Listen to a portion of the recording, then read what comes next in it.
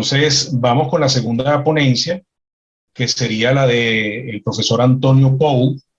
Él es profesor honorario del Departamento de Ecología de la Universidad Autónoma de Madrid.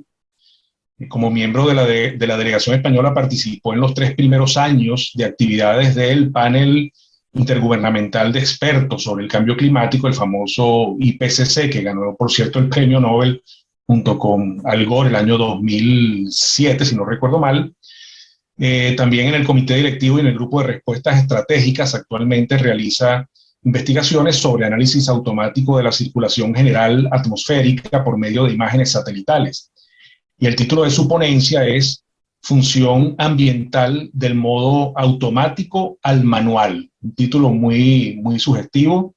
Y bueno, estamos en las manos de Antonio. Bienvenido y gracias por aceptar esta invitación.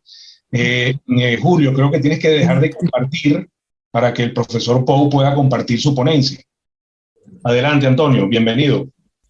Pues buenos días y buenas tardes a todos. Depende del sitio. Bueno, esta comunicación es un salto en el vacío que no tiene nada que ver con lo que está explicando Alejandro, que me parece enormemente más interesante que lo que yo voy a contar aquí. Pero esto es una reflexión que llevo unos 40 años más o menos ligados con la educación ambiental. Y en estos 40 años he podido ver el comienzo, el desarrollo y lo que está ocurriendo en países desarrollados como es el nuestro, como es el de España, en el cual todo el tema de la educación ambiental y la sostenibilidad está alcanzando unos ciertos grados notables de estupidez. Ha conducido el camino de la sostenibilidad hacia unos objetivos que afortunadamente están siendo muy ignorados en Latinoamérica en general, por lo menos en las zonas rurales, que es lo que he podido tener algunos de allí y me han ido comunicando, que va en la misma tónica de las cosas que cuenta Alejandro y que por tanto son bastante animadoras o ilusionadoras respecto a otros posibles enfoques dentro de una situación general pues bastante lastimosa a nivel de lo que es la humanidad. Pero ya digo que el camino que ha seguido la educación ambiental en el mundo este desarrollado se ha ido no ha ido de madre, realmente desde el primer momento que nació ya con unas cosas que la gente le ha ido poniendo ahí sus ilusiones a unas palabras que claramente significaban otra cosa por parte de los que lo hicieron. Para poder ver en más profundidad hay que separarse un poco de los conceptos que estamos ahora e irlo a ver en una posición más amplia. El contexto general es que en estos 40 años la población mundial se ha duplicado. Los avances que ha conseguido la educación ambiental en estos 40 años para paliar esa situación claramente son absolutamente insuficientes. No es de imaginar otros 40 años más para ver qué va a pasar con esto. 40 años duplicado otra vez la población a 16.000 millones de personas es directamente impensable e imposible desde el punto de vista de recursos y todo tipo de aspectos. Es decir, eso no va a llegar. Perdón, Antonio. Antonio, perdón, las diapositivas no se están pasando. No sé si todavía estamos en la primera. No, estoy simplemente hablando del comienzo. Bueno, ahora las pasaré muy rápidamente. Adelante, gracias, disculpe. Sí, ningún problema. Entonces, voy a dar solamente tres pinceladas básicas hacia donde yo creo que son principios mucho más sustanciales que no hay que perder de vista y que en estos momentos yo creo que no están en ningún lado. No están en la conciencia colectiva y solamente están en las mentes de algunas mentes más o menos desvariadas, como puede ser la mía, en este caso. Antes de esos 3 aspectos voy a contar una cosa muy básica sobre la Tierra. Esto es la Tierra vista desde un satélite. Eso que hay alrededor, que es la atmósfera, está dibujada. Todo esto son ilustraciones mías. Y realmente la atmósfera, si ven ese trocito, esa arista que hay pintada, que se ve más oscura al borde derecho de la imagen, eso es lo que ocupan los 100 kilómetros de atmósfera. La atmósfera respirable de los 5.000 metros, más o menos, que es la que estamos utilizando nosotros, al nivel de las pantallas que estáis viendo ahí, sería como un pelo. Sería imposible de representar. Es decir, la atmósfera es muy pequeñita. Esta atmósfera, en primer lugar, cuando esto no estaba habitado por seres vivos, existía una atmósfera. Esa atmósfera se puede comprobar, por ejemplo, yo he sido geólogo hace muchos. Soy biólogo, pero también fui geólogo y fui geólogo minero.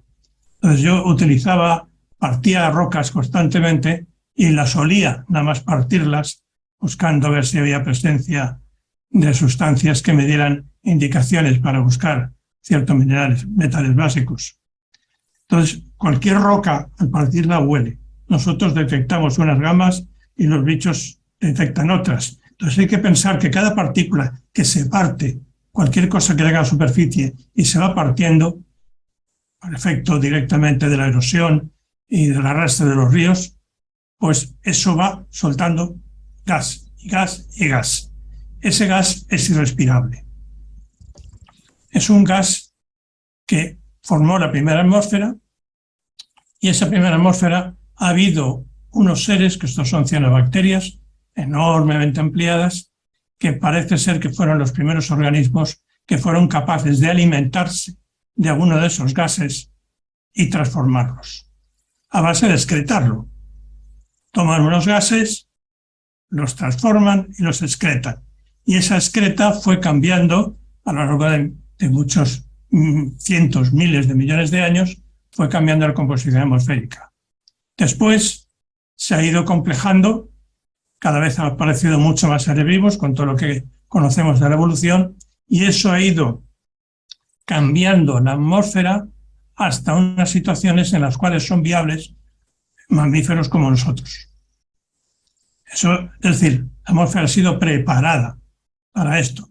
Pero no solamente es eso, sino que la atmósfera primigenia sigue emitiéndose constantemente y constantemente los seres vivos la están transformando dinámicamente y convirtiéndola en gas respirable para todos. Es decir, esto realmente es una maquinaria. Y aquí empieza ahora el primer de los tres aspectos que voy a hablar, el primero de ellos. Esta maquinaria, realmente, esto visto desde el punto de vista planetario, funcionaría como una cosa así, como una cosa llena de artilugios. Es una máquina de aire acondicionado. Esta máquina de aire acondicionado tiene un modo automático, que es el que ha venido funcionando todo este tiempo, y hay toda una serie de seres vivos que se comen todas las sustancias que hay. Para cada una de ellas hay seres que se las comen, tanto de líquidos como sólidos como gaseosos, sobre todo, y las van transformando, y sus excretas son los que tomamos otros, y así. Y todo esto es una serie de ciclos. Entonces, en ese ciclo nos ha permitido que un grupo de mamíferos, como somos nosotros, se haya hiperdesarrollado a costa de la población de los demás mamíferos. Este mamífero que tenemos ahora aquí, que está jugando ahí a la raqueta, pues eso es si hiciéramos un muñeco con toda la biomasa humana, tendría unos 3.000 metros de altura. Las vacas, el ganado doméstico, también tiene un tamaño parecido, y luego todo lo que son el resto de los mamíferos es una cosa prácticamente ridícula.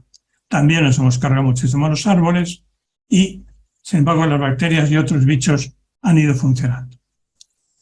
El problema es que desde que estamos los seres modernos, digamos ya dentro del siglo XX, hemos producido montones y montones, miles y miles de sustancias diferentes que son nuevas en la biosfera, que no hay seres que se las puedan comer. Se quedan ahí acumuladas e intoxican a todos los demás. Los tenemos ahí, montones de sustancias, los PFAS y montones, cientos, miles de sustancias.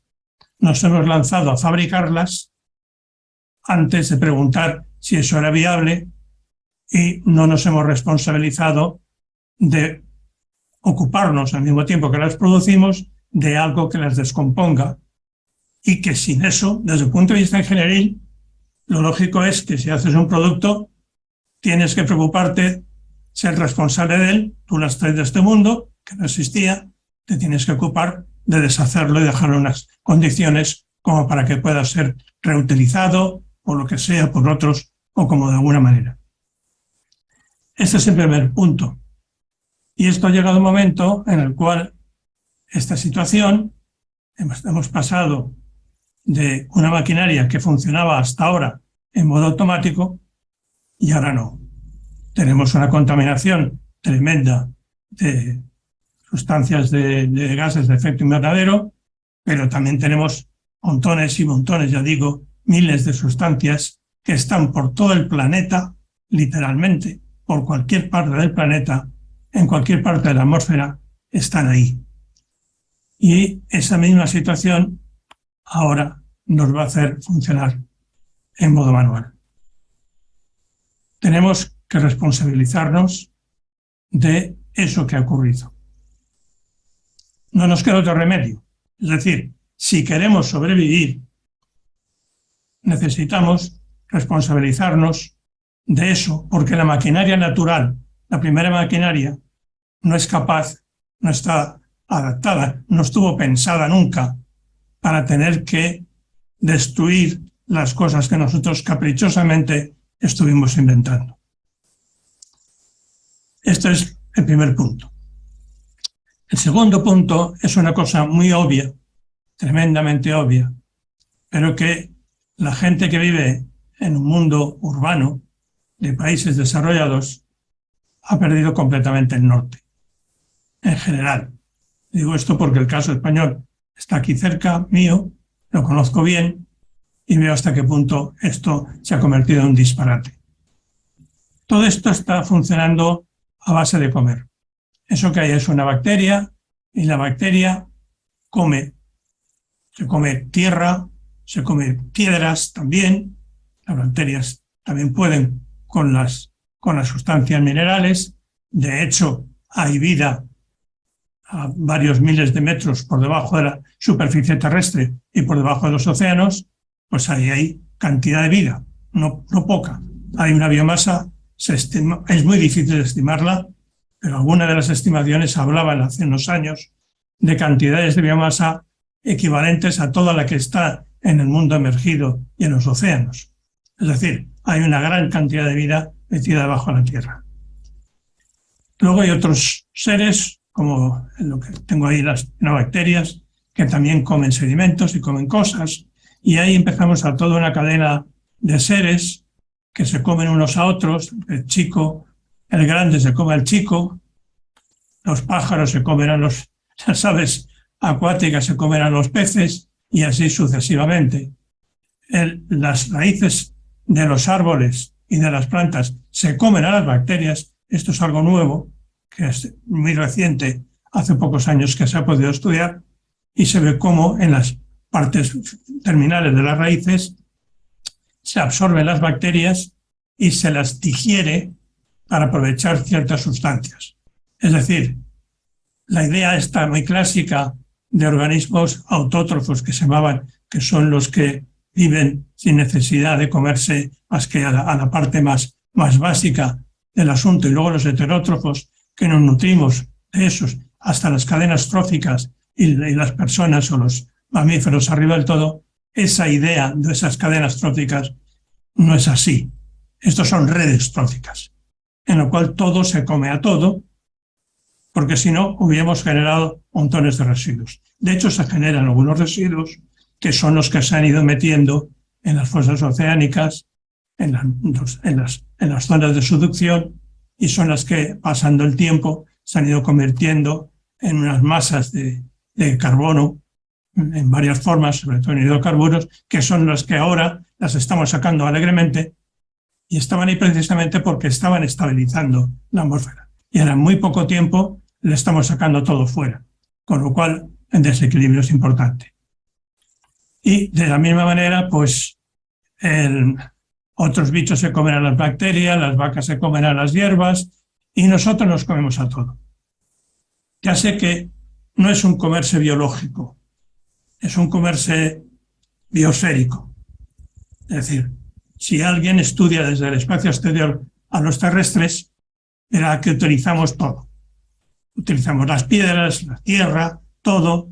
Incluso yo me estoy tomando unos polvitos de sílice, con lo cual estamos todos, literalmente, biológicamente también estamos comiendo. Pero desde el punto de vista biosférico, estamos manejando todo lo que se come, las materias biológicas, las estamos también, todas ellas las comemos nosotros. Somos el comedor máximo que hay. Y esto es un sistema de todo comiéndose a todo, en el cual de esta interacción global, todo esto se gasta, esta energía que se ha producido en generar un conocimiento que ha ido aumentando a medida que ha ido pasando la evolución biológica y que llega al conocimiento actual que nos permite hacer estas cosas como vernos todos a través, esta maravilla de vernos todos a través de la distancia, como si estuviéramos juntos en la misma habitación. Este hecho de que todo se come a todo y que gracias a eso estamos generando conocimiento no está en absoluto claro ahora. En nuestro país, aquí en España, hay una situación en la cual, bueno, ya hablaremos de ello después, yo creo, porque me voy a comer el tiempo si no, pero esto es un aspecto fundamental. Esto se ha olvidado y ahora todo el mundo quiere hacerse vegetariano porque con eso no se va a molestar a nada. Evidentemente las plantas están tan vivas como cualquier conejo, como cualquier gallina. Y el tercer punto es que estamos limitados. Todo esto sucede dentro del espacio de la atmósfera. Sí que podemos salir puntualmente, pero es a costa de un enorme esfuerzo realizado en la Tierra. Hemos ido a la Luna hace muchísimo tiempo, porque ir es muy difícil, y se plantea uno Marte ahora como si estuviese a la vuelta de la esquina. Sí podremos ir a Marte, indudablemente. Será a costa de producir una enorme contaminación en la Tierra y un brutal gasto energético para mantener en vida a unas personas en otro sitio que en el momento que se corte el vínculo con la Tierra morirán. Probablemente simplemente porque esté cortado el vínculo afectivo ya morirán. Entonces estamos condenados primero a sabernos manejar en este planeta, que no sabemos manejarnos. ¿Iremos hacia otros planetas? Seguramente sí. Pero primero tenemos que aprender a manejar con este. Y esto es un poco la situación. Un extraterrestre que lo vea, pues podrá hacer esto, que lo tenemos muy complicado. Está difícil. Y además lo tenemos difícil a plazos de tiempo muy cortos. Otros extraterrestres dirán que es culpa nuestra, que si no hubiéramos distorsionado el mundo natural y lo hubiéramos dejado perfecto, no estaría como está. Claro que otros dirán, para mí, con mucha razón, que si no se prueba no se sabe, que aprendemos a base de ensayo y error, y que si nos hubiéramos quedado aquí perfectamente como estábamos, pues para eso ya están las lechugas, que ocupan otro nivel. Nosotros estamos aquí con este grado de conocimiento para jugárnosla, pero estamos aquí para aprender y para sabernos manejar con esto. Esto es el objetivo de la civilización, que no es el objetivo que hay ahora, porque hemos venido de unas épocas en las cuales las necesidades eran otras, el mundo era muy grande, la gente era muy poca, y esto es un planteamiento que ahora urge, pero ahora urge claramente, a pesar de que hubo místicos y gente sabia del pasado, de hace muchos siglos, que ya hablaba sobre todo esto. Nosotros solo llevamos ahora 2 o 3 décadas con un poco de conciencia de ella. Y yo creo que esta conciencia mínima que estoy hablando ahora todavía ni siquiera está a nivel colectivo. Estamos un poco de gente. Y aprenderemos, pues, no creo que por la vía fácil, que podríamos, pero no somos un animal racional, somos un animal racionalizador o racionalizante. Lo justificamos todo a posteriori. Y es la necesidad la que mejor nos enseña. Y así hemos aprendido toda la vida y así supongo que seguiremos. Y aquí lo dejo, cumpliendo un poco, creo que me he pasado algunos segundos o un minuto de la hora. Y nada más, paso otra vez a Óscar el share, el compartir, y ahí está. Perfecto. Oye, gracias, Antonio. De verdad que para nosotros es un placer que estos coloquios, estos eventos tengan esa participación de profesionales y expertos también de aquí de España, obviamente, ¿no?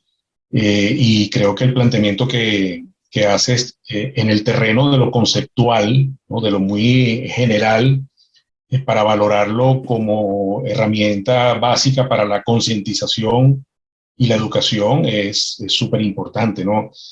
Se complementa con la presentación anterior de Julio, que va a la parte muy práctica, pero creo que son elementos que hay que conocer y que hay que transmitir a quienes son, digamos, beneficiarios de cualquier acción educativa en el terreno de la sostenibilidad. Así que de verdad, bueno, muy agradecido y contento de que hayas podido estar con nosotros. Y bueno, vamos a esperar a ver entonces la parte de preguntas y respuestas, a ver qué inquietudes hay sobre estos temas.